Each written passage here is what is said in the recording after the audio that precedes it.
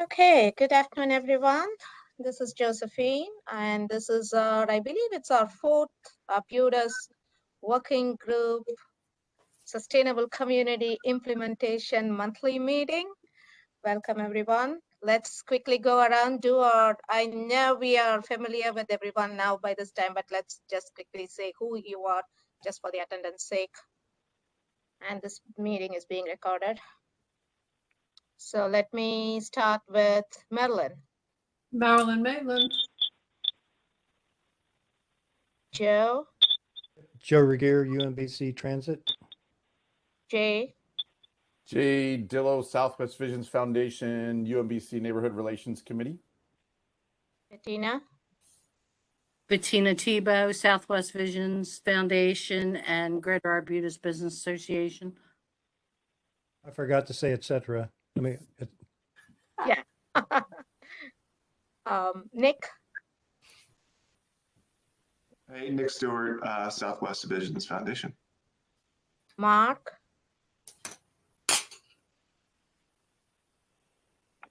Mark Flusher with Wayland Properties, interested developer. Paula. Paula Wolf, Southwest Visions Foundation. Thank you, Paula. I should have started with the county folks. I'm sorry. Amy. Amy Mante, Deputy Director for the Department of Planning. Gene. Ngone Job, Community Planning Division Chief. Thank you, Amy and Gene. Thanks, everyone. After so many meetings, it becomes very casual now. So I'm just like in the flow. Okay, so today's agenda is that I told you all I will update you on the Veterans Memorial piece where you had questions on the ownership, cost, and estimate. I will get to that in a minute. And then you were all supposed to come back with any questions you have looking at the community legacy sample application, and also talk about the specific type of improvements in Shelburne and East Drive. So East Drive walkability and Shelburne improvements were some of the priority projects which you have mentioned. So we will get to that. And also you had mentioned about the new owners in 5644 Southwestern Boulevard and 5307 East Drive. I would like to get update on that as well, on where the status is, if they're going to use the county programs or what's happening there. So let me first start with the Veterans Memorial project, which was one of your identified priority projects, but that's not in the Sustainable Community Action Plans, which we had put together. But you wanted to know the ownership, so I ran it with the real estate compliance division. And honestly, it looked like a no man's land. It was very hard to find who owned that. So from the research, what I heard from the real estate compliance divisions is that it belonged to Baltimore Washington Electric Rail Company at some point, and it then was deeded to county. So I got a copy of the deed, so it is county owned. So that is clarified now. So it is owned by the county. So now the next question is, you all wanted to replace the retaining walls. So I ran that through the Department of Public Works and Transportation. So here's the cost estimate I got from them is that for that linear stretch, which you talked about, would take roughly around $190,000 and $500, something around $200,000 without including the installation piece, without the installation amount in that. So that's the rough estimate they gave me. And they also added this comment that if anything is over 3 feet exposed in height, that would not need a building permit and would end up in their inventory inspection and maintenance. But anything less than 3 feet, that does not need a building permit and will not be in their inventory as well. So, so you have the cost now, and that we have to find out if that is something you can pursue through the community legacy application. But I just want to, yes, Bettina. With that price tag, is that just the one side of the wall? Do you know the No, scope? no, the whole Or- the whole thing where you have the image which Jay sent me, where you have the clock, the thing, the whole median strip. Because on the other, so it just goes to the steps? Right, the whole median strip which you guys all sent me. That's the strip I sent to DPWD and asked them the estimate. And that price was just for the retaining wall? Was just for construction of the retaining wall? Replacing of the retaining wall, yes. So Patina, it sounds like what they did is they just did a linear feet estimate, and we already know that that's not going to be correct because it's only one section that needs retaining. The rest is all at grade. So that's probably what they did. They probably just, because that's a really big number for what in essence is about I thought. 60 feet of retaining wall. I mean, I just did a concrete retaining wall that's way bigger than that. It wasn't even close to that number. So I think what they did was they probably looked, what Josephine sent over was they looked at the picture and they went, oh, they need wall all the way around. They just measured it and then they have a multiplier they put on it to Yeah. get to that 190. Because I had gotten a proposal 2 or 3 years ago, and it was like between 25 and 30,000 to replace the wall from the clock to the steps. So that's why I was, curious of that number. Are we getting golden bricks or something? Well, it's probably concrete. So, I mean, they would know more details on that. If you want, I can invite a representative to come talk in the next meeting. But what they told me is that the length is around 230 feet. Yeah, so that's what they did. Yeah, if they got 230 feet, they just measured the whole rectangle instead of just the one side. That's all. Okay. That's the length they went with, 230 feet. Yes. And depth 3 feet and width 5 feet. Because I asked what was the length. Let me offer just one opinion here. I think if we're talking about ending at the steps, then we kind of create a visual conflagration there when you're standing over at the theater looking out at it. Because that's the most critical part is from the steps to the pole. But Right. beyond that, there's more of that wood that, quite frankly, if we're looking for a nice visual impact and something to be proud of, I definitely would like to go all the way on down, at least on that side, even if we're not talking about doing something on the other side besides whatever that handrail is. Just saying, an opinion. Well, Josephine, can I take us a step back now that we know who owns it? Are we could Southwest Visions as a community organization actually move forward with making improvements and redoing the Veterans Memorial property? Or how do we go about doing that, I guess, is the better question. So now you're not talking about the retaining wall, you're talking about the memorial plaque. I'm talking about the whole idea we've had from day one is to redo that entire area, right? Because it's not, half the people don't even know it's a Veterans Memorial to begin with when they drive through the community. Sure. So we're trying to make a wholesale improvement and change there with a new clock, a new flagpole. I heard that, a new monument actually, and the VFW Hall, Dewey Loman has actually agreed, because they're the ones who utilize it most. They've actually agreed to take the older memorial stones and put them over on their property. And then obviously we would put a new memorial stone back there. So it's, the retaining wall is just part of the bigger plan. So I guess my question is, who do we work with and how do we work with the county to implement the bigger plan?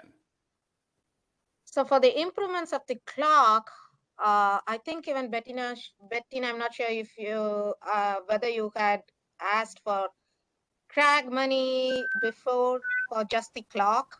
Yeah.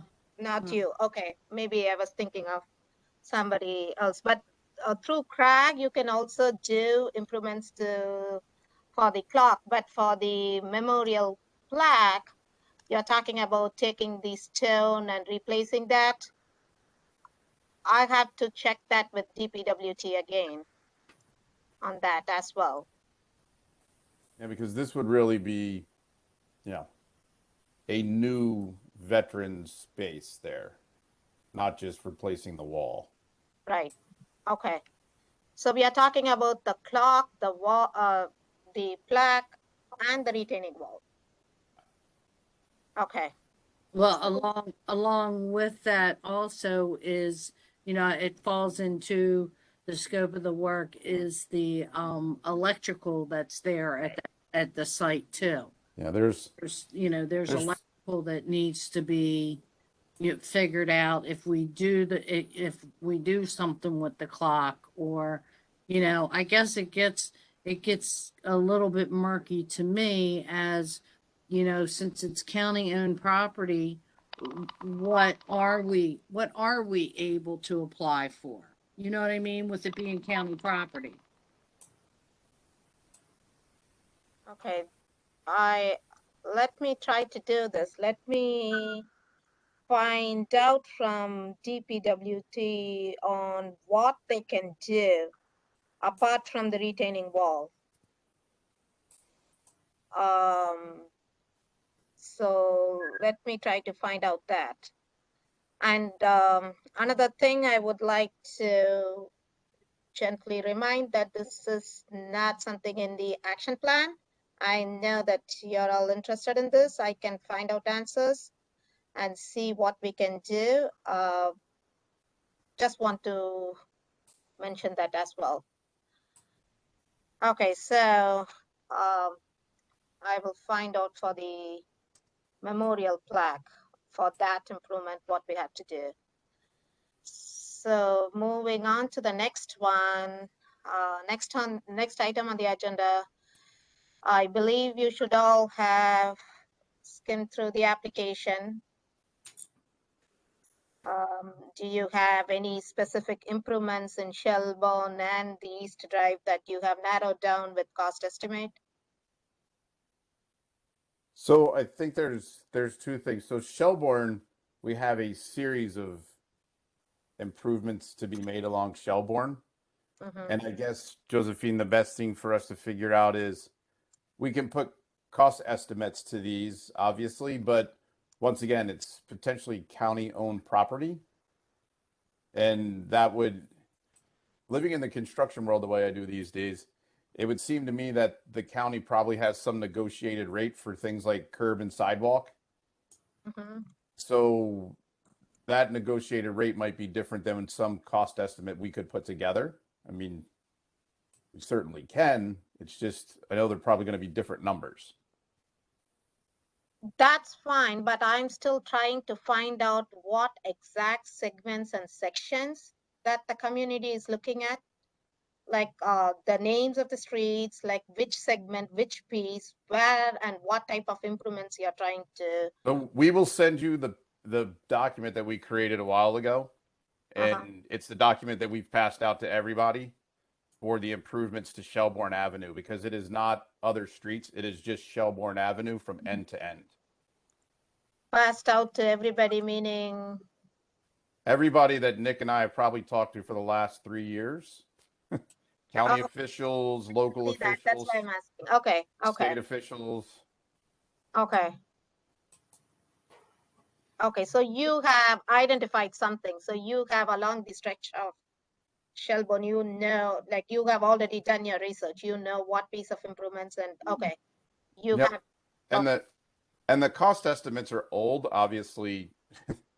Things have gone up a lot in a couple of years. So these cost estimates in the document are old, which is why I was waiting today to ask about I can certainly update these and go through them, but it doesn't make a whole lot of sense if, once again, these are on county-owned land and it's going to be a county rate. And sometimes the county actually gets better prices, especially when it does come to like sidewalks. So it's all sidewalk improvements you're talking about? Sidewalks, pedestrian bridge, crosswalks, which I know from talking to Mandy Remmel, it sounds like what UMBC is doing on their parcel of land in the next several months. The county's going to incorporate doing some crosswalks, but it's, you know, it's signage related. It's the pedestrian. We now have another pedestrian bridge, if you will, that's falling into the other creek. Okay, I'm just taking my notes. Okay, do you have that document handy now? I mean, leave a cost estimate just to get an idea if you could share. I do have it handy. I'll do a little crosstalk. Jay, I'll just double check with facilities maintenance and see if they've got an actual landscape rendering. Because what we got the last time for the sidewalk down Shelburne, it's on the UMBC lawn. Yeah, the walking path that's being done. Yeah. Yeah, let me see if they've actually got the landscape architect to render. I'll check on that. Got it. Thank you.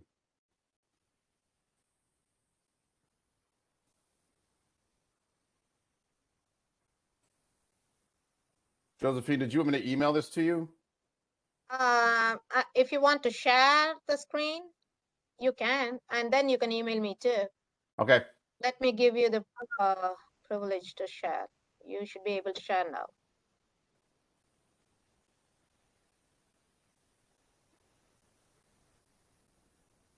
I'm seeing my whole screen. Yes, but I think the section is on the right side. I have a new setup at home, so I'm trying to figure everything out.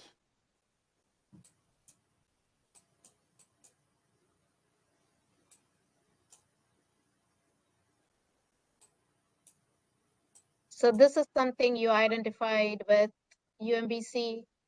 That's what you said? Yeah, so sorry, I'm still trying to, hopefully you can see it. Yeah, I can see it. You can enlarge if you want to. Let me try it.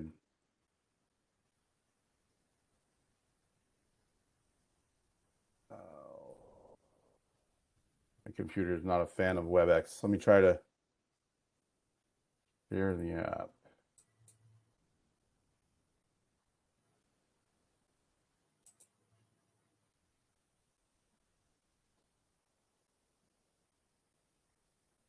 All right, so hopefully it's just sharing the Yeah, I can see it. PDF file.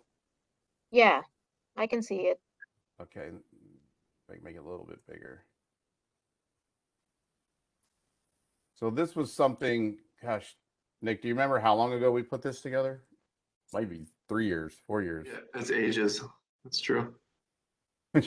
Which is sad in a way that it's ages old and it still looks the same. Yep. So basically, just to get everybody oriented, the line you're seeing that basically down here, the lower left, that is the middle school where the yellow curb and sidewalk call out is. And then if you go all the way to the top of the page where the two orange circles, that's where you get to Linden Avenue. So these are the proposed improvements to Shelburne that we've been talking about for some time.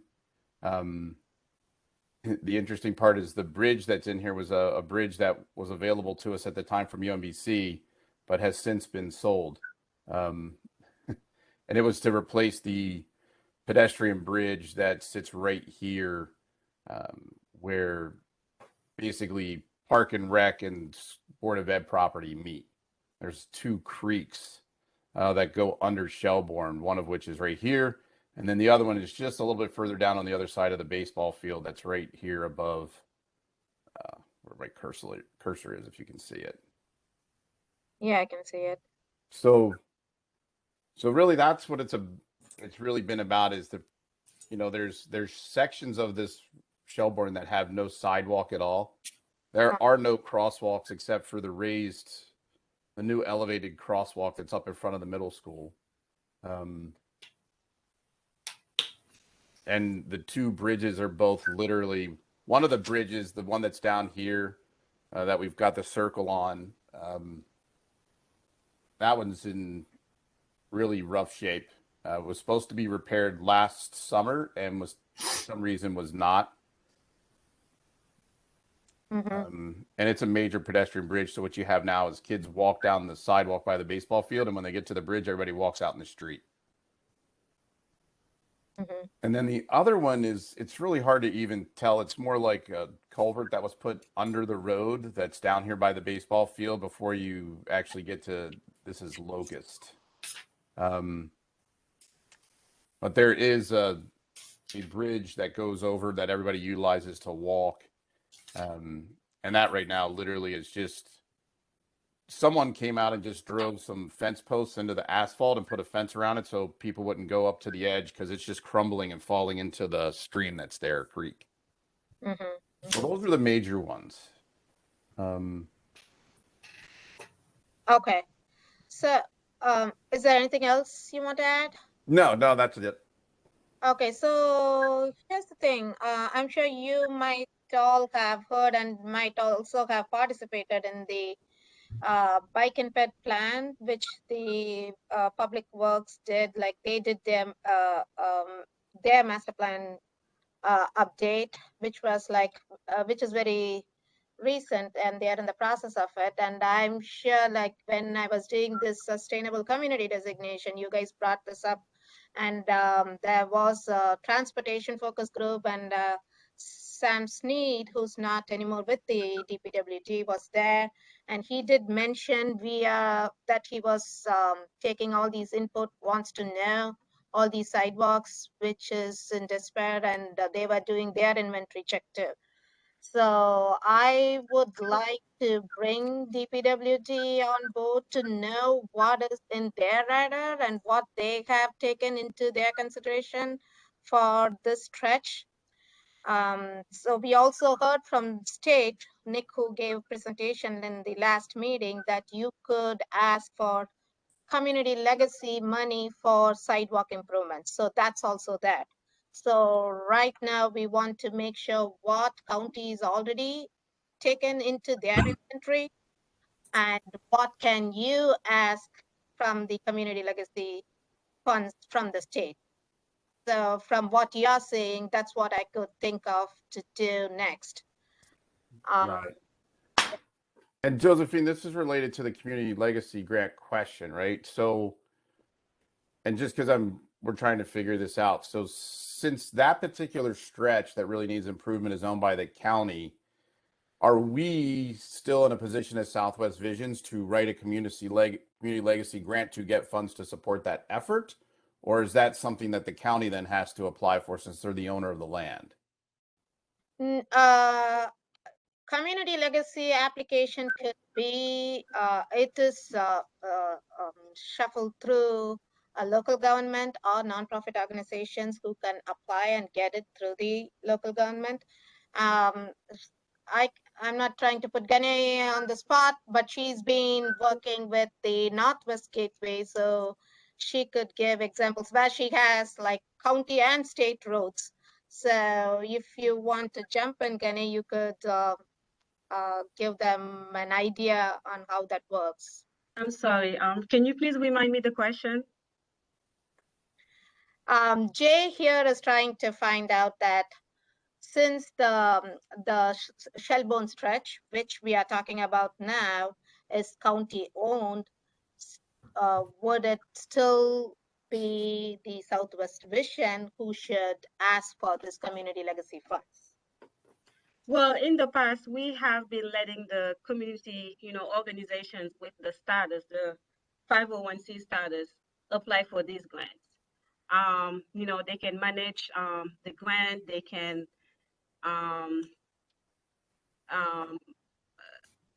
we haven't had the county really applying for community legacy, but the organizations have been.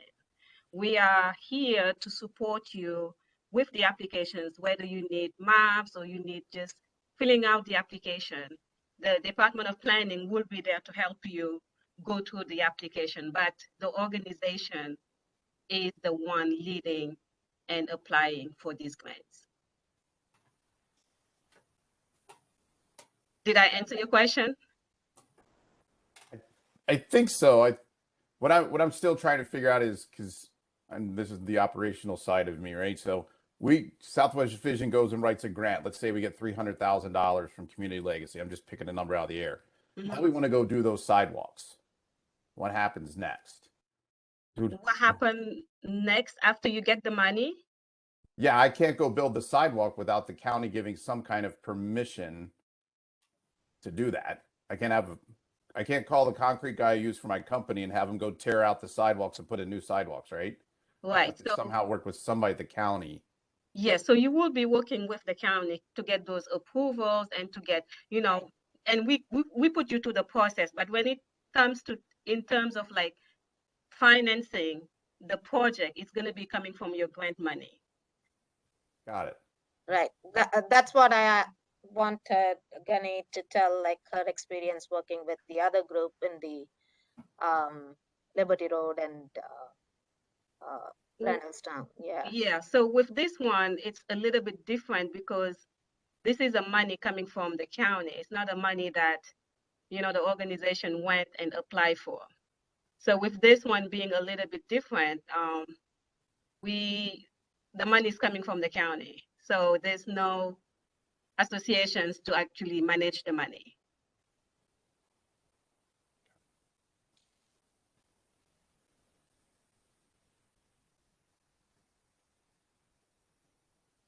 So,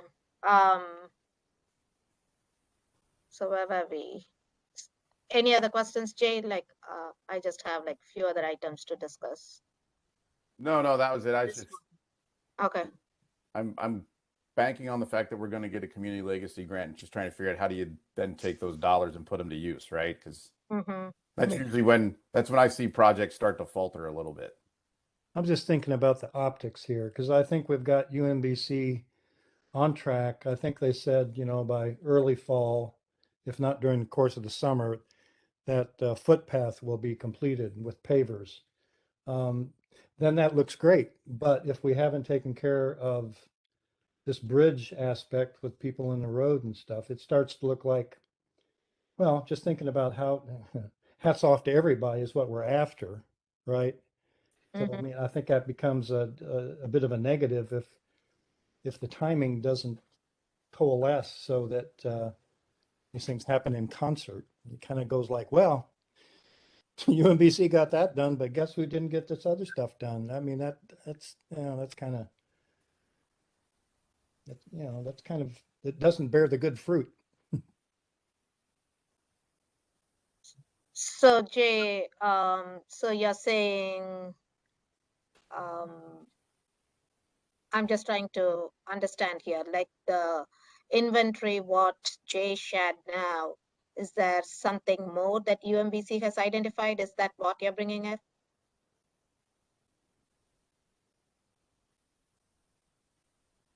So what I'm pointing to is just timing wise. I think my point is, okay, UMBC gets this sidewalk, this footpath done. Yet still, we're trying to negotiate and get the county to approve some plans that don't exist yet necessarily for this bridge and some of the other elements down there on Shelburne.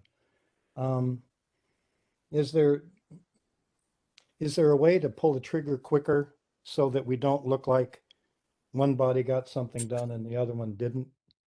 Pull the trigger, is this the question directed to me? Pull the trigger on county side?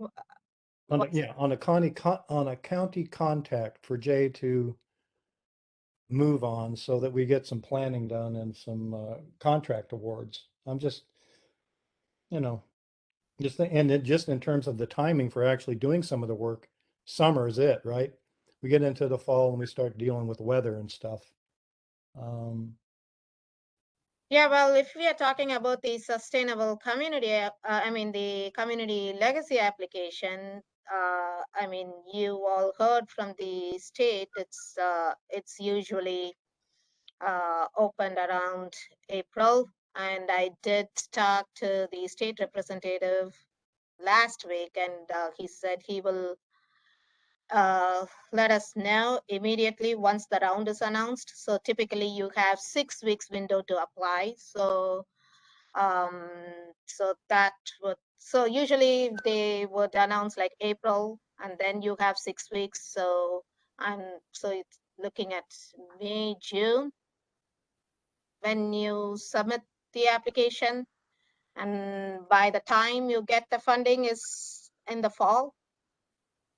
I mean, the announcement is made in the fall, like how much you're allocated and if you're allocated. So um, it's not something which is you can kick around and start in right away or in summer.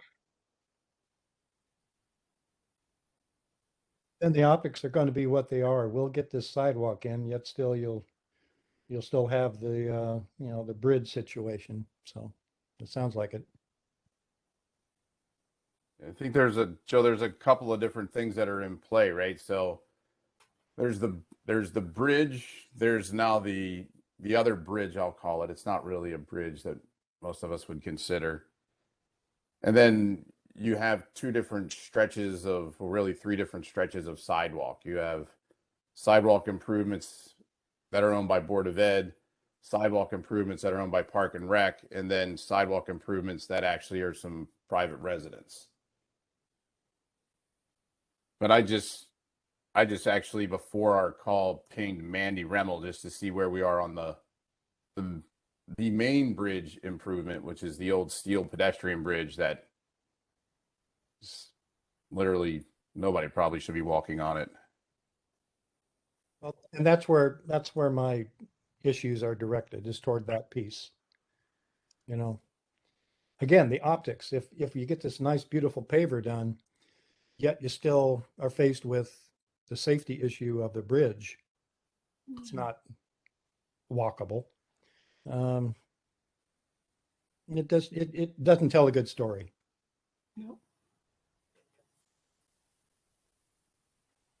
So Jay, can you send me the list?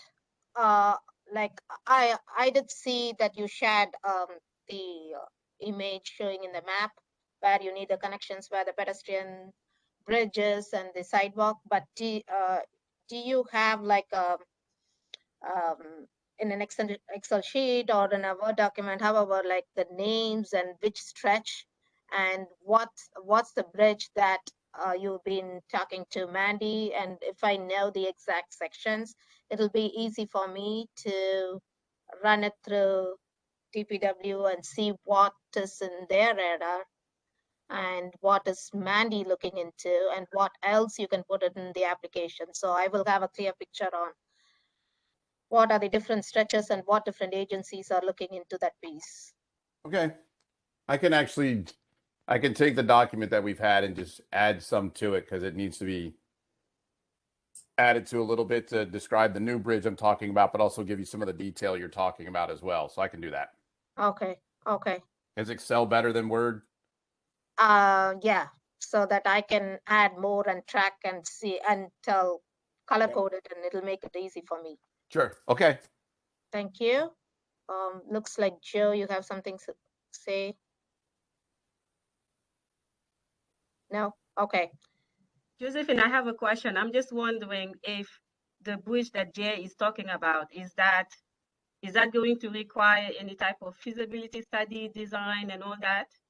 Or is that just, some type of, replacing it? Because the community legacy grant will not support anything that's like capital, that type of capital project. It has to be like, maintenance, like, small projects, not capital projects. Yeah, I think Jay is referring to two types of bridges. That's why I want to get more details. One looks like new and the other one looks like improvement. So that's why I want like more details to say something. Yeah. And I think the bigger project is a new bridge, and it was supposed to have been replaced last summer during summer break for students. And from what we heard from the county exec's office, it was removed from the list for the summer work for some reason. We never found out a real reason why. But we're trying to make sure that it's all back on for this summer's list. Because obviously it's a bridge that the students use to go back and forth to the middle school in the neighborhood. So that's why they would do the work during the summer months. So no kids are, less traffic on that bridge. But then, yes, Josephine, you're right. There is another, I got to come up with a better term because it's not really a bridge. It's more like a creek overpass, let's call it. Right, right. But I will give you the, I'll give you the information on that one when I put the Excel together for you. Okay, okay, that'll be really helpful. Okay, next item I wanted to discuss is those two new owners. We were talking about going through county programs. What happened there? Let's start with the 5644 Southwestern Boulevard. So those owners, they're the ones who might be interested in the strategic demolition fund. The challenge they're having right now is they've been trying to work with different folks to bring a new business to that site. And there's definitely some challenges there. Just trying to find somebody. I mean, with everything that's going on in the world, there's not many companies interested in starting a new business. So we're trying some leads. We did reach out, just so you know, we did reach out to, Will Anderson's old office in the county. Quite honestly, wasn't a whole lot of help. Because we're trying to find out what businesses are interested in coming in and establishing a new business in the area, in the region, in the county, to see if we could potentially talk to some of those. Is it who knows? Is it a drive-through concept? Is it a, delivery concept? What could go there? What could work there? So that's where those owners are right now. Okay, so why wasn't county not much help? What were you trying to find out? Trying to find out what businesses are interested in growing in the county. I do a lot of economic development work, and usually you call that office and they go, oh yeah, we've just met with these 5 different retail or food enterprises that are looking to expand their, and open a new store. And there was just not a whole lot of information on any of that. So I'm not sure if there is actually somebody actively working in the county government looking for businesses to grow and come to the region, but that's who we were trying to find out. So you didn't hear anything from economic development? No. Who did you contact? Oh, I would have to look up their email. I forgot, Josephine. GABA had an open house a couple weeks ago, and there was a new gal that came from economic development named Mary Ann. And she's new to the group, so you might want to try, and she's assigned to Arbutus, so you might want to try. I can try to find her information, Jay, but she's actually assigned to Arbutus. Okay. Good to see you. Yeah. She works for the economic development? Bettina, did you say she works for the economic development? Yeah, she's brand new with the economic development. For Jessica was also. Okay, okay.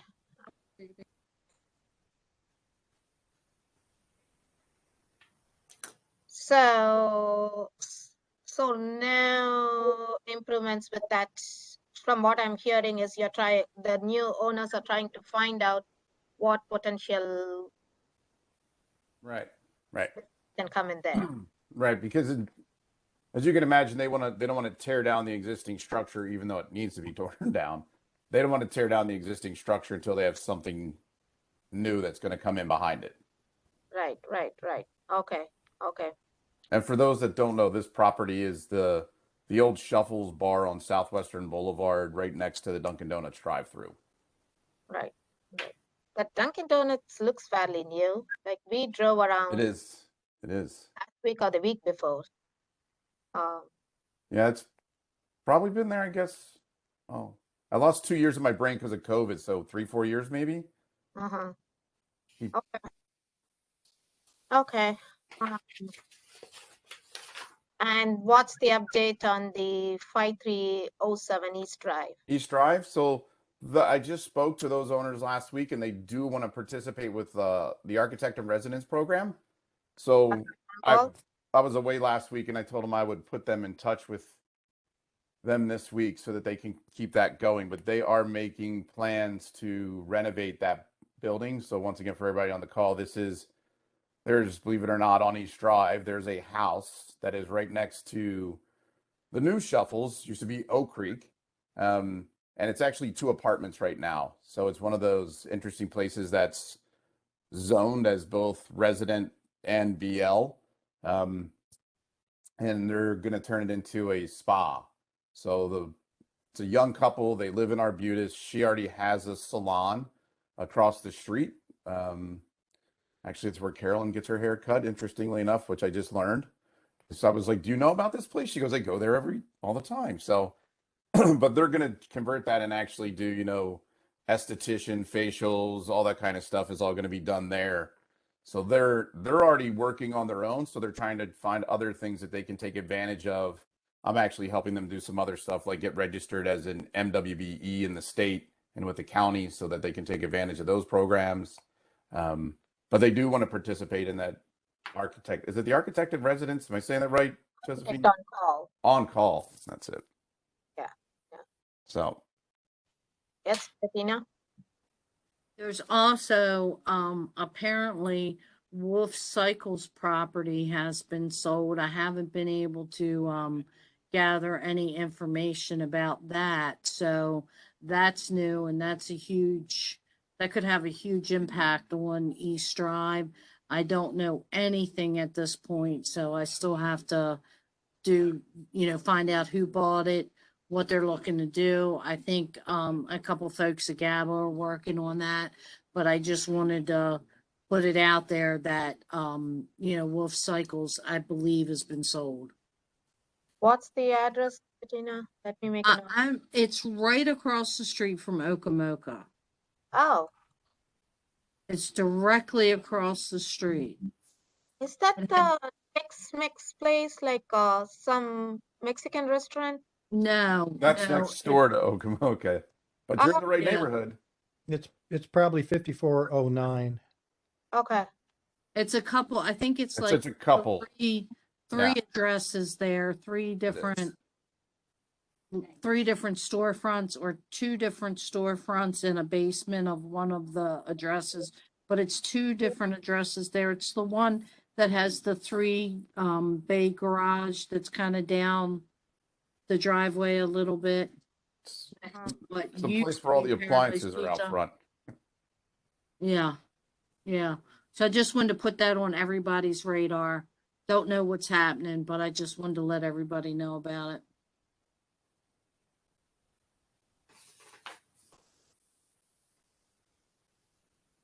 So even the stretch where Okamoka is that, I know those owners came for architect on call. They were the pizza places, the Domino's pizza places, but doesn't look like they've done anything. Did they do anything? So that actually changed owners from the original owner, Danny, who was taking advantage of the program. He actually sold the business to someone else. Okay. So it's changed hands since that happened. Okay, that's why, I saw all these nice pictures and renderings, and then I drove around and I was like, oh, nothing has changed here. Okay. Yep. And Josephine, it's 5415 and 5417. 5415 and 17. Okay. Mm-hmm. Cute. That's East Drive.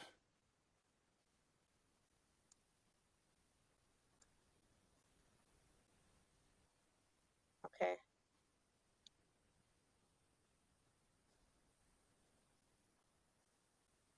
Okay. That's all the main items I wanted to discuss. Is any other questions you have? Nope. I think so, Josephine, on the timing, I do want to just make sure keeping the clock running in my head for when these are due. Because I noticed when I was reviewing the other one, they were due in late June, so 6 weeks basically would have put it like a mid-May release. Are they trying to go earlier this go round? Do you know? I did see that too. The sample application, which Right. we got from, it said Like June 24th or June something. 24th, but usually it's around April, May, and then 6 weeks from there. But I did see that it's dated like that in the sample application. So I called the state and asked them to clarify because I sent you guys, I talked to you guys, I don't want to give mixed messages. And then that's when he told me, like, as soon as the round is released, I'll immediately tell you, which should be in April. That's the hope. I don't know if some reasons, if it's delayed, it's delayed, but usually it's in May and 6 weeks from that. So Okay. yeah, and you can also subscribe to their newsletter, but still I will definitely keep you in the loop. And I did tell Nick to immediately let us know, and he will give access to the portal. Like if Jay, if you're leading the application, working with the team, there he'll give access to whoever needs access to the portal. And then they'll also let us know how the portal works, and I can make sure you get all those assistance from the state. So Okay. yeah. Listen, if I could if I can add, you're right about the application. There is no like fixed date. I think it depends, like, year after year. Sometimes, it's out in April, sometimes later, depending on, what's going on with the state. I know last year it was a little bit late because of the COVID situation. So this year, again, we don't know. But I know we are trying to bring all the organizations together and trying to see if we can have this meeting with the state to just, talk about the resources, kind of like a mini training, especially for those of you who has not been through the application process yet. So we'll have the state over there to just, you'll be able to ask any type of questions you want on the application and the process and the timing and all that. So we don't have a meeting set up yet. It's going to take a lot of coordination between all the organizations in the county, but also trying to make sure that the state have a schedule that is available to bring everybody together. And once we do have that, we will contact you. And also, I know that, besides this that we are trying to do with the county, I know that the state also do have that training resource right before the opening of the round, just to make sure that everybody is brought to speed on the application. Right. Thanks, Gane. Yeah, I've told Dick to keep me in the loop for all the trainings and everything. So as soon as I hear word, I will send it to you all. So I'm having an eye on that. I'll keep you in the loop. So before I see it's 2:52, before we wrap up, I just want to sum up and tell what we are going to do next. So I'll be waiting to get the inventory from you, Jay, and also the map you shared, so that I can touch base with DPWT and also with Mandy and find out more details. Um, so so that you will know what to put in the community legacy application. If Mandy is already working on the new bridge proposal, that's not something I need to worry about. So let me find out all those things. And if there is something which is already in DPWT inventory, let's take that off too. So other than that, what are the items which you will be putting it in the application is something we have to narrow down. So if we have that narrowed down before they open the round and we get the application, it would be easy for you to fill in everything and then get it checked and move off. And I will also find out for the memorial for the plaque improvements. So do you still want to know if it is going to be just one stretch, or if you want to get to know how much it will cost for that just one stretch and not the whole median? Or what are your thoughts on it? Are you still going to consider the retaining wall, or just going to focus on the clock and the No, it's, on I the mean, track? for us, it's the whole project. So that's just a piece of the project, but I kind of did a quick number. Okay, If we know if we know it was around 190,000, it was 230 feet, it ends up being about 40 to $45,000 to do the actual replacement of the wall that exists today, which mhm, is right in line with some of the estimates we've had from other people. So that tells me, yeah. okay, okay. So Okay. So, okay, I'm not doing anything with the retaining wall. I'll just find out for the plaque. So use, okay. And the clock, I know CRAG money can be used, but I have to find out what you all applied for this year. Bettina should know. I have to I have to go check on that application as well. So, yeah, I know yeah, in the past, Patina's used a lot of those dollars. Gab has used a lot of those dollars for the spring beautification, which is kind of what yes, we've always done because it's paid that's for my, the flowers and the planters and anything else that's needed to keep the downtown beautification program going. right. That, yeah, I remember that's what she's been using for the beautification projects. Okay. So just 5 minutes before 3, so I think we know what to do next. Any other questions? I'm good. Okay, okay. Thank you. We are not from everyone. Okay, okay, sounds good. So I just wanted to ask this, like, what time and day do you prefer? Like, I just keep emailing to find out. So if that's fine with me. Like, if it differs every month, that's okay. Anything that works for you all, like we can do that. If it's not going to be consistent, that's fine. I heard that Friday mornings are better for you guys. Is that so? Yeah, Friday mornings tend to get. I'm trying to think of Southwest Visions. We tend to we tend to do a Friday morning, Friday mid morning, and that's when we have our best turnout. But that's just for that crew. I know there's others. Okay, so let me do that. Every month I'll just email Jay, and Jay talk to your team, and then let me know whichever suits best. We can do that. So maximum participation is what I'm looking for. So let's do that. Okay. So we'll have something next month, but let's before that we'll follow up through emails.